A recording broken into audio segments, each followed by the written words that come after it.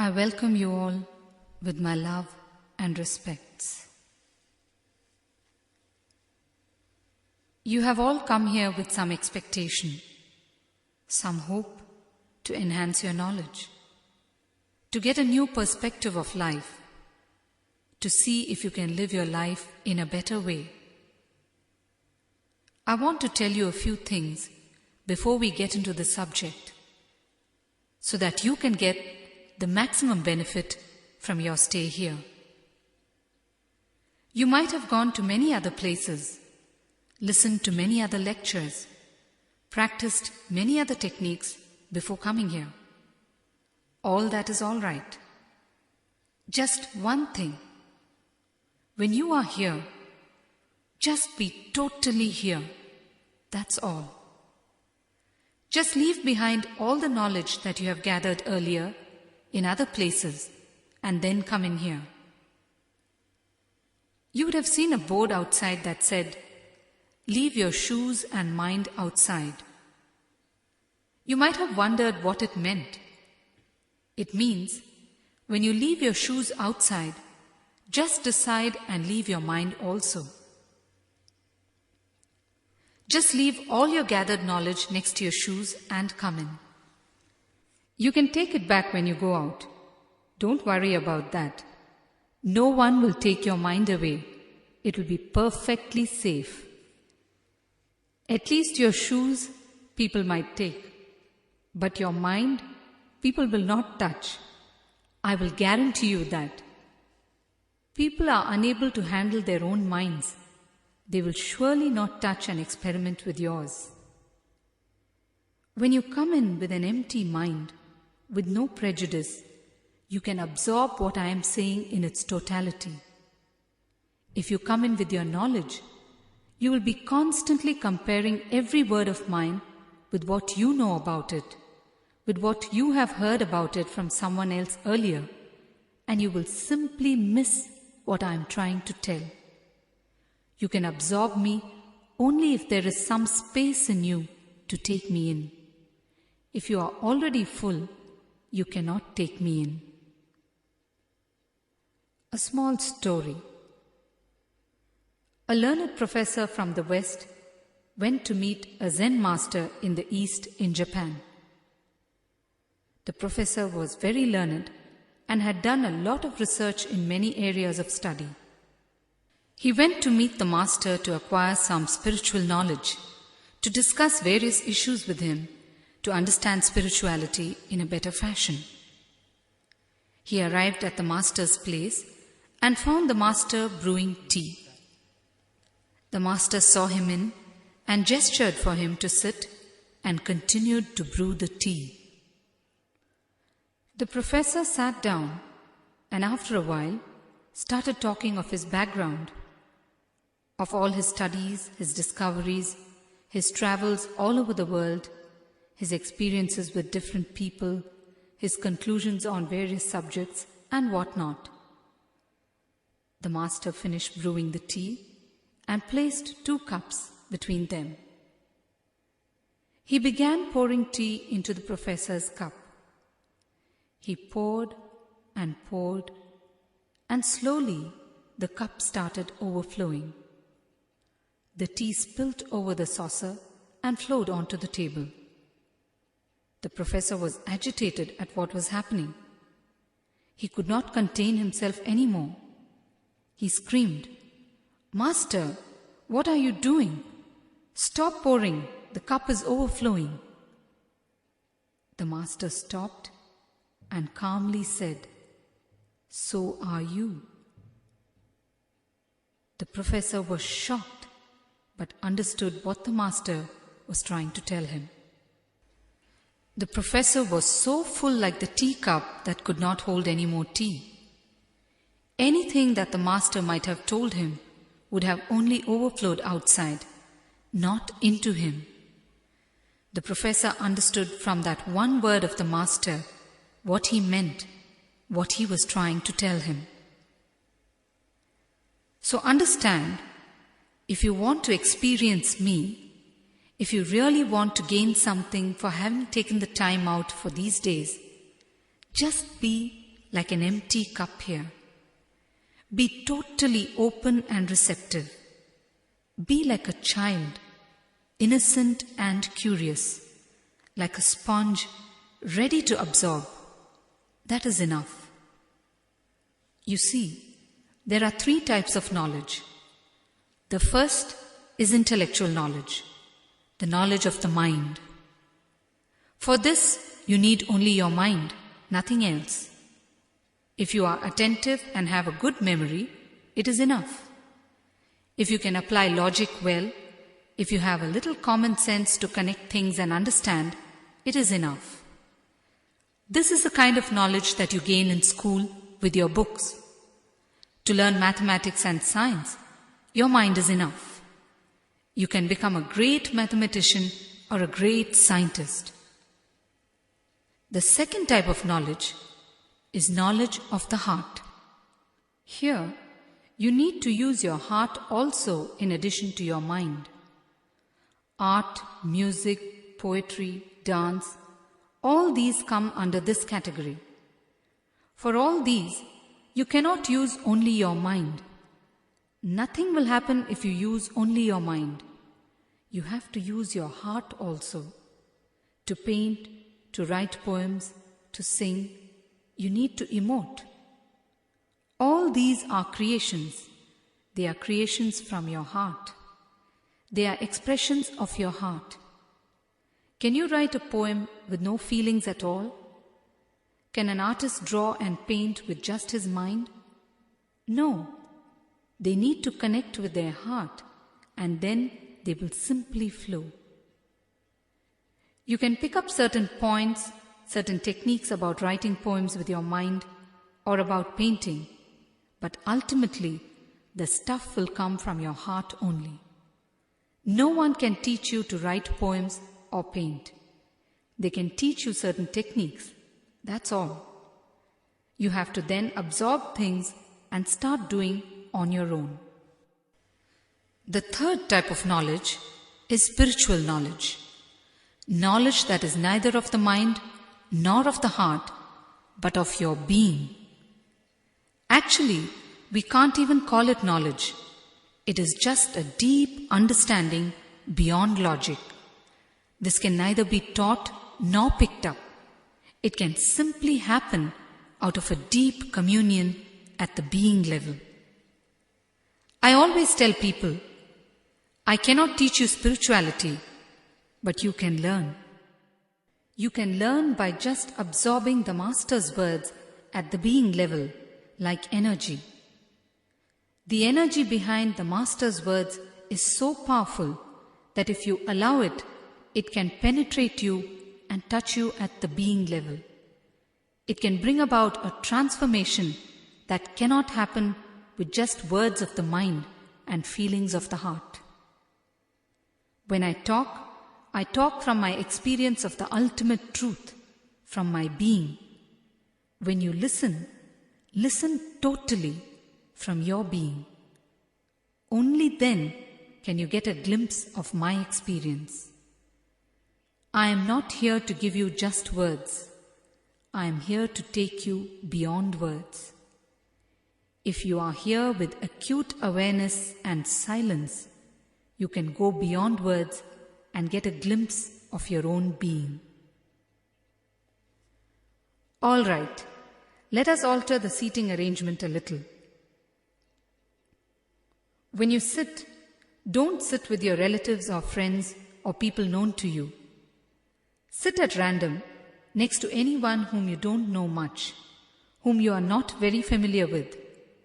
When you sit with familiar people, you will be compelled to exchange glances, exchange words while I am talking. If you sit with strangers, you can absorb me better alone. And understand one thing. I always tell this during my talks. When the session is happening, there will be a beautiful flow, an energy that is created and vibrating in the room, a deep communion between you and me. Don't interrupt it by coming in late. The flow will be broken. It is just like encountering a speed breaker when you are going smoothly on the highway. The speed breaker is only a small interruption, but to cross it, you have to slow down, go over it, and pick up speed again. The smooth flow will be broken. And please switch off your mobile phones. They are another very common speed breaker today. In fact, they can cause the journey to be totally bumpy, one speed breaker after another. I am sure each of you has a cell phone here. When you are here, don't be serious and heavy. Be sincere in listening and listen with an openness and lightness. Don't come here expecting that in the very first session you will experience God. In a light and easy mood, without expectations, you will be able to receive much more from me. If you come with a prejudiced mind full of expectations, you will be thinking only of your expectations. You are not here to focus on your expectations. You are here to focus simply on what I say. The next thing, leave all your social ego outside and try to be an ordinary person while you are here. The ashram and the presence of the Master is the best laboratory for you to experiment with yourself, to let go of your ego, to shed your illusions, and understand that you are just a part of existence and experience your being. So even if you are somebody in society, try to be ordinary here and mix with everyone from your heart. Not only my words, but every moment of interaction, every moment of just being here can cause a transformation in you. You just need to be aware, that's all. A small story. There was a great Zen Buddhist monk, an enlightened master. One day, the governor of Japan came to visit him. The governor sent in his visiting card to the master. It had the words, Zaksan, Governor of Japan. The master took one look at the card and said, I have no business with this idiot. Ask him to leave this very minute. Zen masters can be very harsh when they want to break somebody's mind or somebody's ego. They will never hesitate to use harsh words. The energy behind their words can simply pierce and transform a person. The disciple came back to the governor, gave back his card, and repeated what the master had told him. The governor saw the card and understood. He was an intelligent man, not just intellectual, but intelligent also. When the card and message were returned to him, he quietly struck out the words Governor of Japan and gave back the card to be shown to the master. The master took one look and said, Show him in. All our titles, our designations, are all mere labels pasted on us by society. And we go about thinking that we are these labels. We by and by forget that we are not the labels, but the stuff inside. We feel great about the labels, but you can never approach a master with these labels. You can never know existence with your labels. What the governor did cannot be called wrong. It might have been the right way to approach society, to be in accordance with the social protocols, but not the right way to approach a master. So when you come in, leave your governorship outside. Otherwise, you will miss a lot. Here, something transpires between the master and the seeker.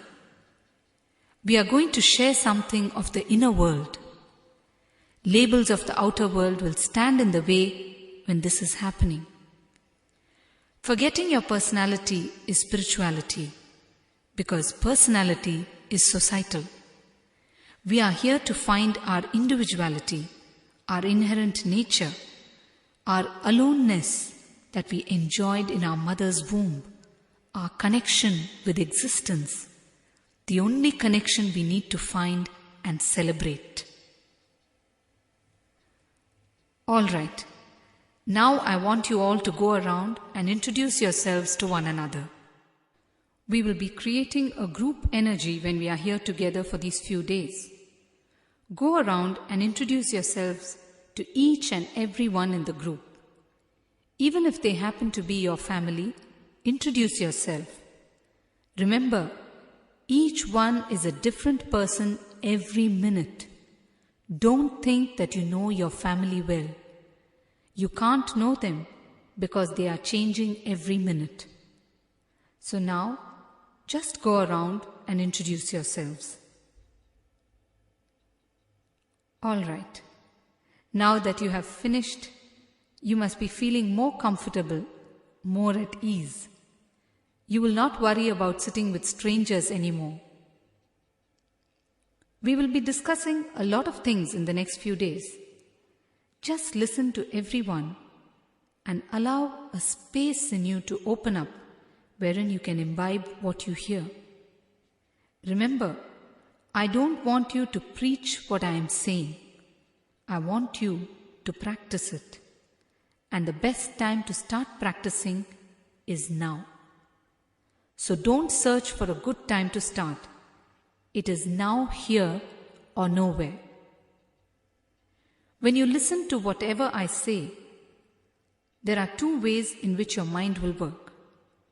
One is with doubt and the other with belief. Doubt is the way of the intellectual mind. With doubt, too much logic and reason will come in the way of receiving me into yourself. When this happens, you will miss me completely.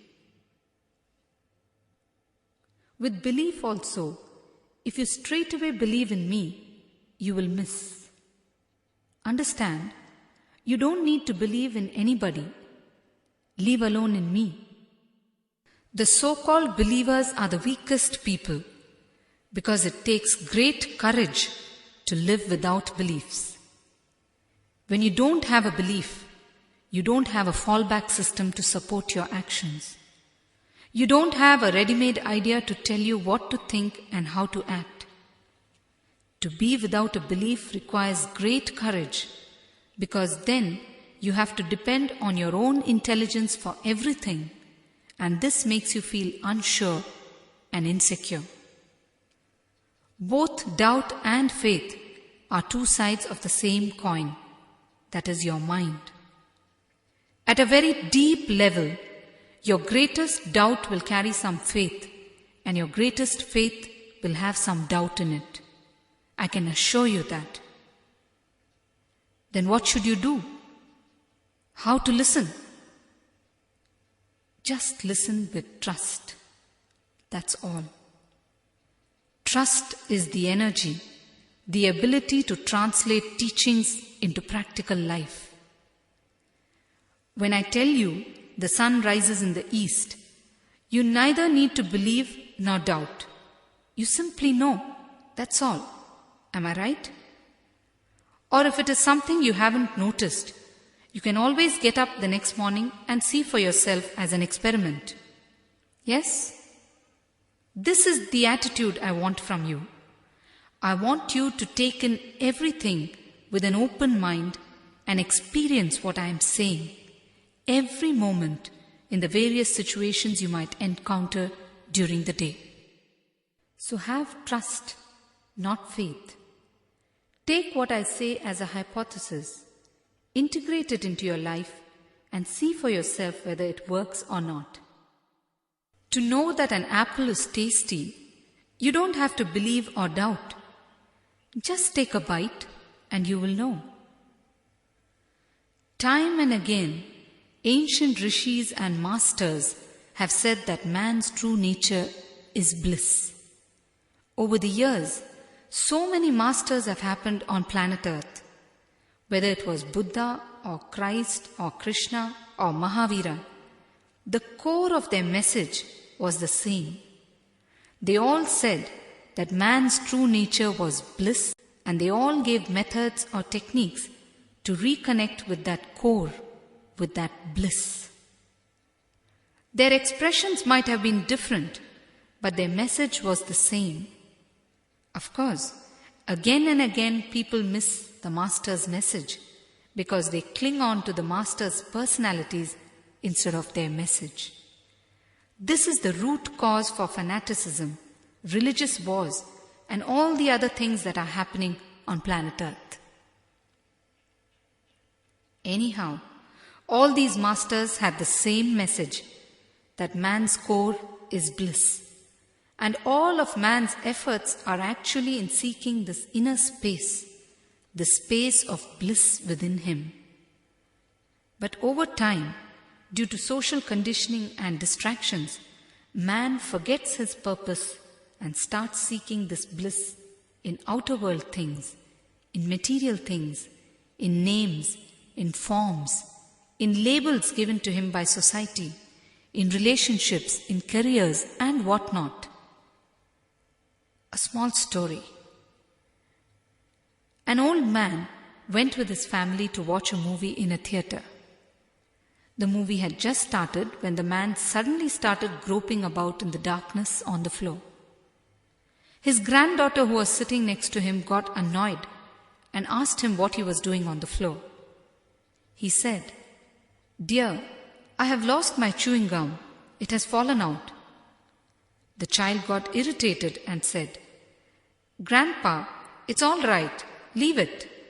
We will buy some more chewing gum. Now watch the movie." The old man said, "I want only that chewing gum." The child said, "Grandpa, don't behave like a baby. We will get more chewing gum." The old man said, "But dear, my teeth are in it." You see, what we are really seeking is something, but we are seeking it in the name of something else. And at the end of it, we find that even after achieving all the outer world things that we seek, there is a certain void in us. There is a certain yearning in us. This yearning is because we are all actually searching for bliss, but we search for it in the name of other things. That is why we never feel fulfilled. This yearning is the call of the being. We ignore our being completely because we are so immersed in the outer world. We need to be centered in our being and perform the outer world things as just a role in a drama. Instead, we are so deeply involved in the outer world things and we are completely off-center inside. Unless we are centered, we will not experience a totality. We will not experience fulfillment. In our outer world achievements, we might be filled, but not fulfilled. And because we are not fulfilled, there remains a yearning inside. We keep thinking that we are missing something, and we start searching again in the outer world. When you are centered inside with awareness, you will have fulfillment every minute, whatever you may be doing in the outer world, because the fulfillment does not come from what you are doing outside, it comes from inside. So we need to look deep into what the masters have been saying time and again. All the so-called seekers have missed the masters life after life. They simply went on seeking without stopping to get a glimpse of the truth and energy behind the master's words. They are eternally on a journey traveling inside. This concept of traveling is like trying to pick up a book but not picking it up. Can there be anything such as trying to pick up a book? You either pick it up or not. How can you try to pick it up? When you say that you are trying to pick it up, you are cheating yourself. You can't cheat others because they know how foolish it is. It is something like this. People who don't have the capacity to make money claim that they are very honest and therefore unable to make money. Actually, they don't have the capacity. That is the truth. But they justify it with reasons. When we are unable to take a real leap into spirituality, and at the same time we are not ready to confess that we don't know anything about it, in order to keep our ego alive, we create our own philosophies and go around saying, "Short of enlightenment, I know everything about spirituality." I tell you, mere clarity on the fact that we are spiritually poor is enough to allow the transformation, the alchemy to start happening in us. Honesty and truth will lead to it automatically. But we don't want that. We use the seeker's ego as a buffer between the truth and us. Like how the car has shock absorbers to keep us from getting hurt on the road, the seeker ego keeps us away from reality. It serves as the buffer between the truth and us. In the comfort of this buffer, we happily conclude that we were all seekers all our lives. Whatever I may be telling you these few days, just listen with complete awareness and try to catch the central chord, the composite thread that runs in the whole thing. If you do that, you will create a space in you for the transformation to happen. Otherwise, you will be simply collecting words and seeking all the time. Unless a transformation happens in you, all words are useless. And transformation is possible only if you look with deep awareness. And be very clear, even if you are 1,000 people in this hall, I am talking to you. When I say you, I mean you. I have a thread running with each of you. So don't ever apply what I am saying to others. You will simply miss the whole thing. We have a general tendency. When we hear anything about our health being discussed, we will immediately apply it to ourselves and see where we stand. We will see whether we have any symptoms of what is being discussed. If I talk about the skin, you will feel your skin and see. If I talk about the heart, then you will feel your heart beat and see. But when we hear anything about spirituality, somehow we always apply it to others, our family, our friends, our neighbors, never to ourselves. The problem is, whatever I say, you think, I know myself well, this message is for my husband. Swamiji is saying this so that my husband can change his ways. I hope he has got the message from Swamiji. When I talk about worries, you will immediately think of how much your mother worries. You forget how much you worry. I am telling you because you also worry. Probably your mother worries more than you, but that is not the point. Understand that every word is for you. It will come like an arrow, bringing with it the energy. Don't dodge it. Just allow it to go in and transform you. So don't keep looking at other people to see if they are showing signs of understanding. If you do this, you will miss it for yourself.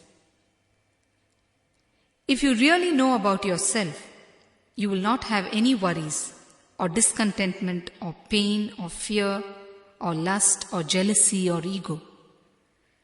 But you have all of this in you. That itself shows that you don't know everything about yourself. First of all, know that you don't know. Then, at least you know that you don't know. If you don't even know that you don't know, then you don't even know that you don't know. Yes? But Swamiji, we are traveling towards knowing ourselves. So at this point we may know partly. Let me tell you one thing. In a deep spiritual experience, there will be no traveling. It is a moment's experience That's all. All our so-called knowing is only creating a space inside us towards fully knowing. But ultimately, in the deeper sense, either we know or we don't know. But when we know more and more, we become clear that we don't know. That is enough. That will motivate us to really knowing. In the first chapter of the Bhagavad Gita, Arjuna Vishada Yoga, which is the yoga of Arjuna's grief, Arjuna talks throughout and Krishna remains silent. It is only when Arjuna finally surrenders, saying, "I know nothing," that he is at last ready to receive Krishna's message. Although Krishna and Arjuna were friends and childhood playmates, though there might have been hundreds of other more relaxed situations, the Bhagavad Gita was not delivered to Arjuna any time earlier. Why? Because until then, Arjuna was not ripe to receive the Gita. It is only when he utters the words, "I don't know," that he becomes qualified to know. The basic condition for spiritual progress is to know very clearly that you don't know. This is the first step towards really knowing. Yes, any questions? Let me tell you, please feel free to ask questions. This is not going to be a sermon from my side. So please be interactive and ask questions, or rather express your confusion, and I will try to bring in clarity. One more thing, when you ask questions, I can be assured that you have not gone to sleep. A small story. A bus driver and a great preacher died and reached Lord Yamadharma's court, the court of the Lord of Death. First, the bus driver was questioned about all his deeds in his lifetime. His records were verified. Then, he was given a golden key and a staff and sent to a luxury room. The preacher was waiting for his turn and watching all this. He thought to himself, if the bus driver himself was given a golden key and other luxurious things, then surely I will get something much more than that. After all, he had preached about God all his life. His turn came and his records were presented. The verdict was pronounced. He was sent to hell. He became very angry. He could not believe the verdict. He demanded to know the reason. Lord Yama explained, "We don't bother about what you have done in your lifetime. We only see the results of your actions." When the bus driver was driving, his driving was such that the people in his bus were continuously thinking of God. Whereas when you were preaching, although you spoke about God, the people who were with you were sleeping most of the time. So please be present and alert here, if not for your sake, for my sake, so that I may be received properly at the court of Lord Yama. Ask questions and make things clear for yourself and for others. Only if you ask questions, things can be worked out in a more practical way, in a way more adaptable to your life. Some of you may think that you may look like a fool if you ask some of your questions. I tell you, if you ask questions, you will only look like a fool. If you don't ask questions, you will remain a fool. So if there is any concept that you don't agree with, please raise your hand and clarify. Yes? Swamiji, we are looking to destroy all our negativities and be reborn as a new person in the next few days. Understand, there can be no destruction on planet Earth. There is always only transformation. All your so-called negative emotions can be transformed into positive emotions like pure love and awareness. Society always teaches you to divide and destroy yourself. It never teaches you to become integrated. It places a wedge inside you between you and you. so that it can take control of you. It always talks to you in the language of lower and higher. That is why you suffer so much. It makes you think that you are inferior. It makes you fight with yourself. Society can rule you only if you feel chaotic inside yourself. It first makes you feel that you are no good and then comes up with remedies for it. That is why you start talking in this kind of language. A small story. A man was suffering from a common cold. He visited the doctor and asked for medicine. It was just an ordinary cold, and the doctor looked at him for a while and said, "Why don't you do something? Just go out for some time in the night and get the chill wind to touch you for a while. Then come back." The patient was shocked. He said, "But doctor, I will catch pneumonia if I do that." The doctor said, "Yes, I can cure pneumonia in no time." Society makes you become something and then teaches you ways to come out of it. Now I tell you, there is no higher or lower. There is only transformation. When you learn to look in with awareness, automatically you will be transformed. This is always the Master's approach. He teaches you to look in. He never divides you. He always integrates you. He never tells you that you are negative. There is no negative. What you call as negative and positive are just the two extremes of the same spectrum. Negative is not any physical entity for you to throw out. If you transform, you move in the spectrum towards higher positive energies. That's all. As I said earlier, this transformation is possible if you are just open and receptive to what is happening here. Yes? Swamiji, we have read in many books that our mind is nothing but Maya or illusion, and that all our questions are only an illusion. Please, can you tell us something about this? The famous question about Maya asked one more time.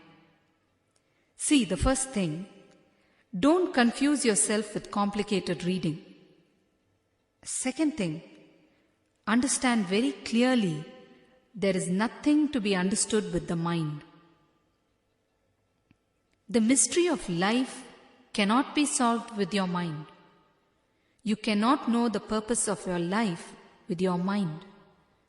That is why they say that your mind is an illusion.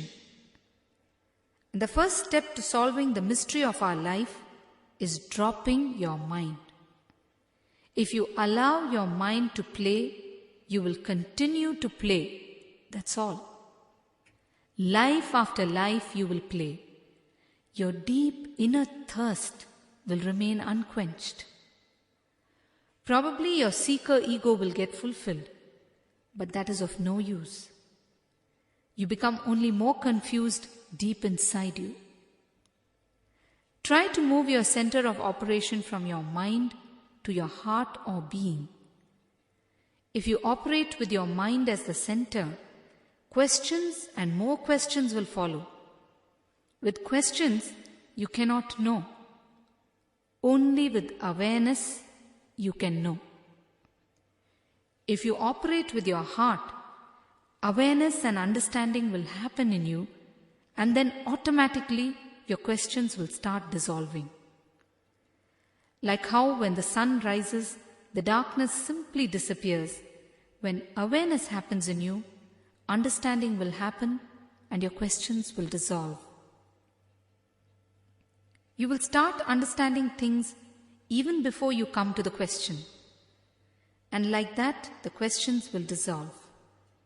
It is difficult to understand this, but once you get an experience of it, you will know exactly what I mean by awareness. Questions will disappear and understanding will continuously engulf you. If you understand this much, you need not worry about Maya or illusion.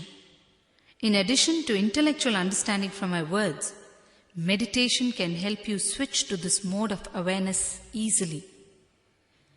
We can talk for hours together about Maya and illusion, but you will only get more confused. Instead, it is worthwhile learning the solutions that will help us to live intelligently. That is enough. One thing I want to tell you, Maya or illusion is everything that your mind projects. So that is why I say, simply drop your mind. That's all. All right. I want all of you to be present here in totality. Most of you will be here physically, but mentally elsewhere. All that I am saying are great truths, and I want you to listen to them so that you may get a good intellectual understanding from it. Of course, the experiential understanding will also happen, but at a different level. You see, as I said earlier, bliss is continuously happening in us. This is the basic truth. But we continuously stop the flow of bliss, and this is what we experience as misery in our lives. Bliss is not something that you need to get from outside and keep inside yourself. No, it is your inherent nature. When you arrive in this world, you are in a state of bliss. As society conditions you, you become an expert at moving as far away as you can from this bliss, and then start searching for ways outside of yourself to attain it. These few days, we are going to see how to stop the stopping of this bliss that is continuously happening inside us. When I say bliss, I don't mean the ordinary happiness that we feel in our everyday lives. The ordinary happiness that happens in our lives is a result of something that happens outside. Some happy occasion, some material benefit, some happy news, some relationship that worked out, or something to do with a person or thing in the outside world. This kind of happiness is purely dependent on the people and circumstances outside of us. And this kind of happiness leads us to sadness also, because people and circumstances keep changing. They are not the same. Their behavior is different at different times. And when their behavior changes, our happiness too is affected. The bliss that we are talking about is different. It is purely a state inside yourself which is in no way affected by outer world incidents. It is your core, your permanent state. And when you have found this, you will be a mere witness to the outer world. You will become a blissful watcher. You will participate in it fully, but without losing your bliss. A small story. There was an old man in a family who could not be pleased at any cost. He remained stubborn and grumpy, no matter how much his family tried to keep him in good spirits. His children and grandchildren would all come and visit him and try to cheer him up, but he would remain the same way. Suddenly one day, overnight, he became very gentle and cheerful. His family was shocked at the sudden transformation. One of his granddaughters was courageous enough and asked him, "Grandpa, how come you have changed so suddenly?" The old man replied, "All my life I tried my best to get a contented mind, but never succeeded in getting it. So I have decided to be contented with it now." Everything is a projection of our mind. With the help of our mind, we have stopped the flow of bliss from within. We can never get bliss from outside. It is already there inside us. We just have to look in, that's all. Understand, there is a universal consciousness that fills the entire cosmos, and there is an individual consciousness that fills us. Man's whole purpose is to try to establish a connection between these two. When this connection happens, man is said to be enlightened or in eternal bliss or in Nithyananda. Nithyananda means eternal bliss. Through listening to all the lectures and practicing all the meditation techniques, we can become more and more aware of this connection and try to experience it with more awareness. This is the sole purpose of all our efforts. I always say there are two types of people. One who fight with others and win, and the other who fight with themselves and win. It is easy to fight with others. It is not a big deal. But it is difficult to fight with yourself. When you are courageous, you will fight with yourself and win. You will destroy what you are not and emerge as a blissful being. You will flower. The greatest challenge for man is to realize his entire potentiality. This can be done only when he moves inwards and keeps purifying himself again and again until he becomes intelligent enough not to gather more dust inside. Actually, the word Swami means one who has realized his full potential.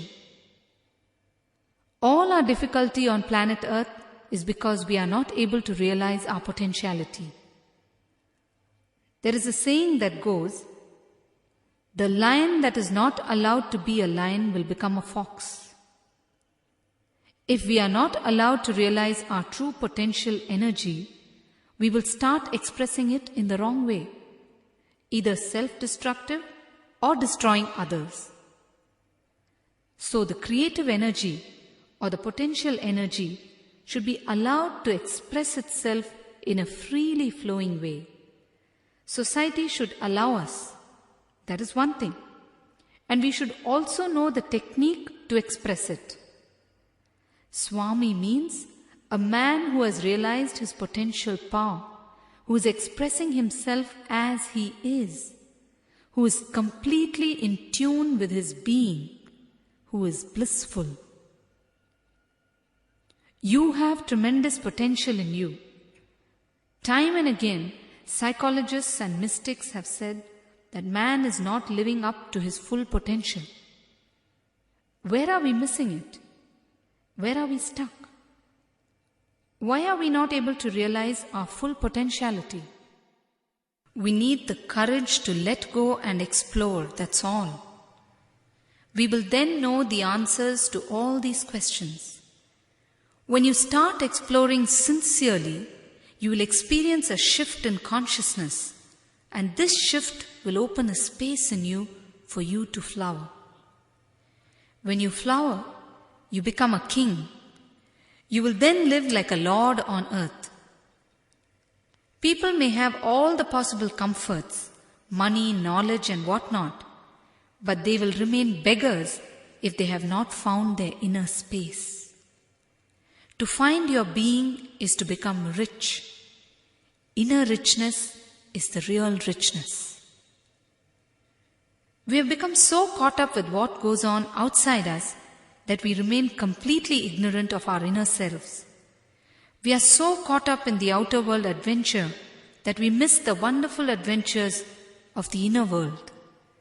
We miss what the great rishis and masters experienced in their lives. This experience is what I want to share with all of you. Yes?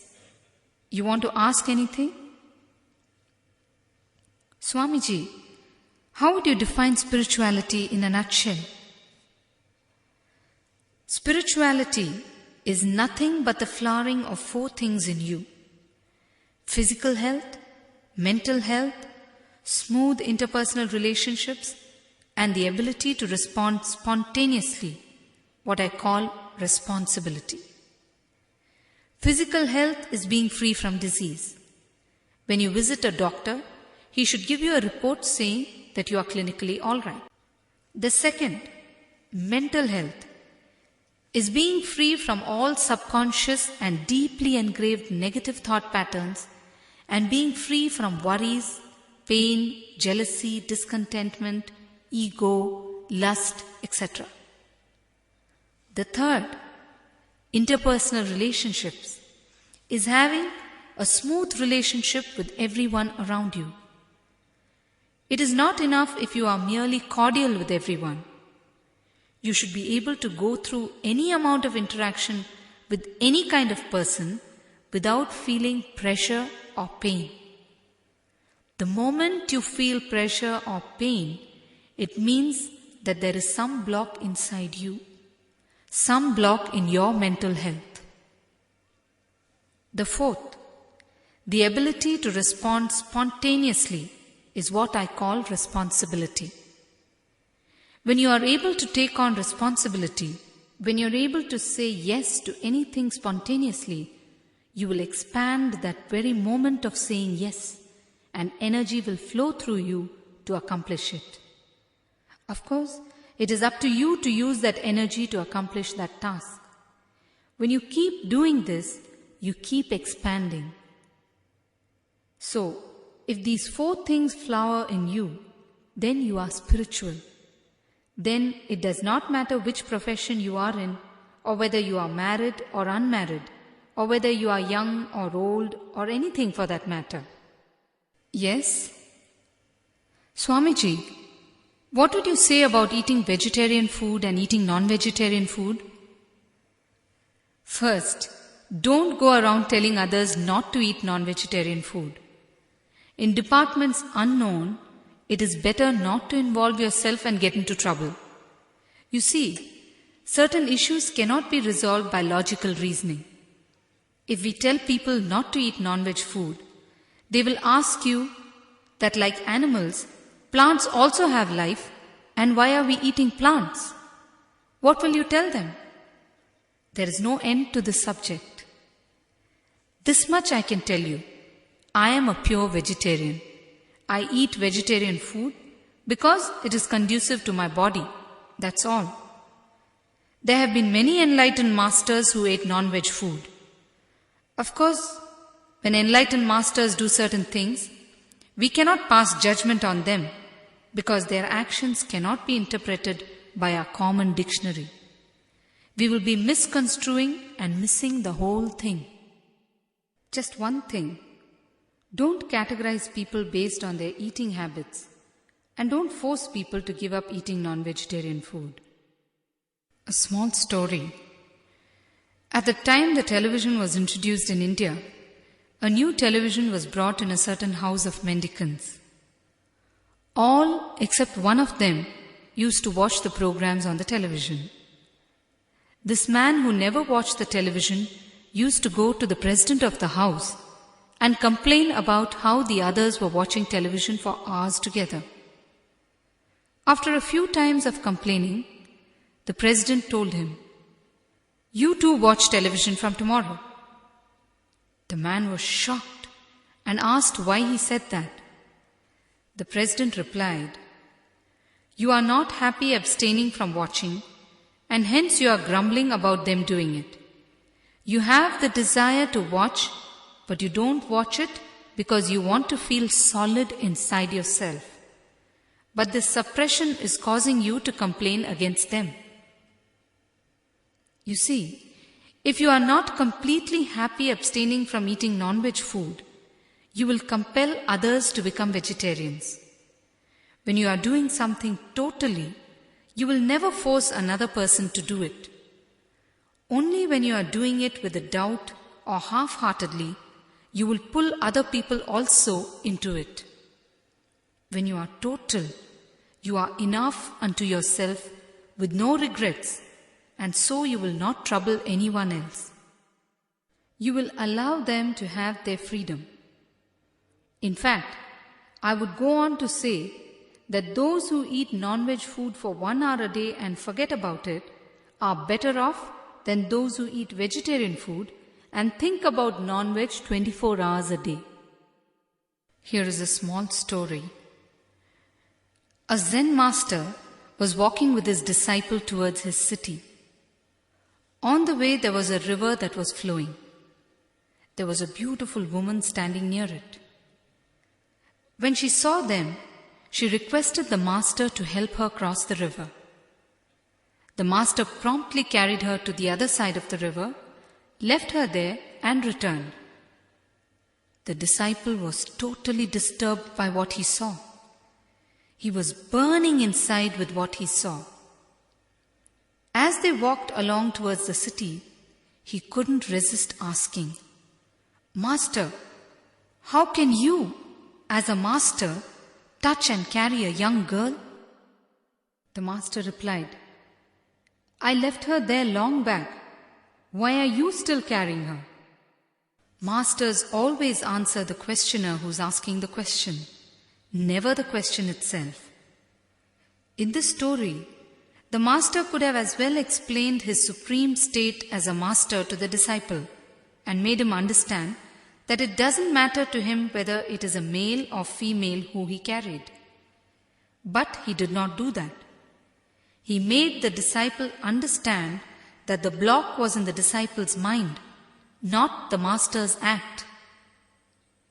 If you feel you cannot give up non-veg food without craving for it, eat until it drops on its own. Mind you, this does not mean that I am advocating non-vegetarian food. For my own life, body and mind, vegetarian food is conducive and so I eat it. If you wish to adopt my way of life, become vegetarian. That's all.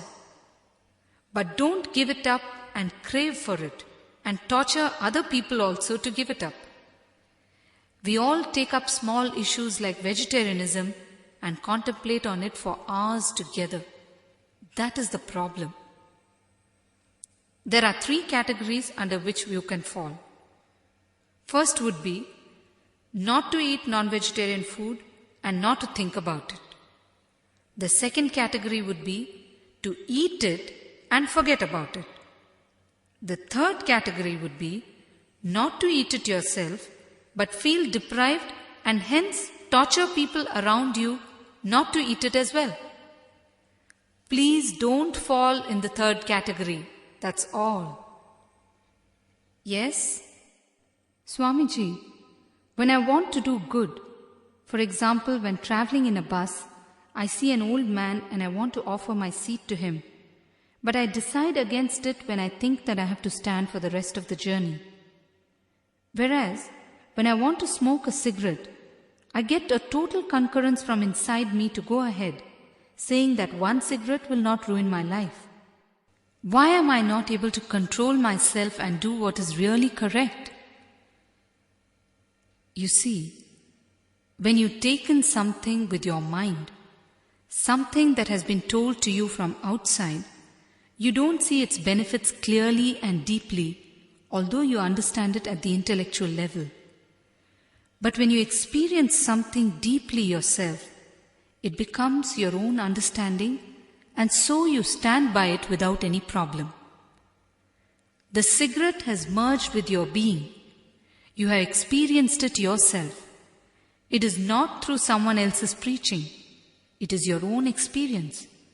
So your heart accepts it. But the happiness that you get by offering your seat to someone in the bus is something that you have not experienced deeply. You have been told by people that it is good to offer your seat to an elderly person in the bus. That's all. At the most, you will feel a certain satisfaction at having followed social etiquette. That's all. In the case of the cigarette, you have become the experience itself. What you have not experienced for yourself will not attract or pull you to it. If you had really experienced the joy of helping others, you would have offered the seat to the old man. For true experience to happen, meditation is the way. When we meditate, our heart, which is as hard as a stone, will flower and become as soft and sensitive as cotton, and we will feel the need to help others. At present, we either read in some magazine or we have been told by elders that it is good to give our seat to elderly people in the bus. That's all. Instead, what should happen is that feeling of helping should flower within us and we should offer help. Sensitivity will become a way of life only if meditation has happened in you. Else it will remain just skin deep. To push the preaching received through the mind to the heart requires a drilling machine. That is meditation. Then justice, honesty, and similar virtues taught to us will become a way of life, and there will be a certain juice that you will feel when you follow it. Else, all these virtues will remain as intellectual knowledge without turning into experiential knowledge. When we get into the real subject this afternoon, you will get a more detailed answer as to why you are acting in an unconscious way in spite of knowing what is right. All right, enough for now. We will meet after lunch and get into the subject straight away. Thank you.